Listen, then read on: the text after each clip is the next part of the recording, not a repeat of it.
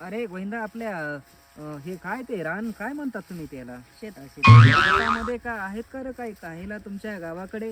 टाळ्या मिळ्या आहेत ना टाळ्या? टाळ्या कशा खावं रे? बरं उपटून खावं लागते. कशा खावं? पुण्याचा माणूस कसं काय आला असेल रे बा? आला असेल कशाला ये बरं जरा तणकट मिनकट करू ते बघ काढायचं काहीतरी. अरे रे रे रे रे राईट हे भुईमुगाच्या शेंगा आहेत ना. राईट दादा हे ते भुईमुग असतो तोच आहे ना हे? अरे मायला येडत नसेल. मग दादा मला त्या शेंगा खायच्या तो भुईमुगाच्या ते द्या ना. कशा असतात त्या? वाघ आता येत नाही शेंगा. हां संध्याकाळी 5 वाजता ये. सायंकाळी 5 वाजता. तुला उपटून भाजून देतो.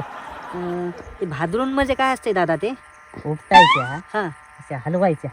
हां हलवून त्याचं मग माती जाते.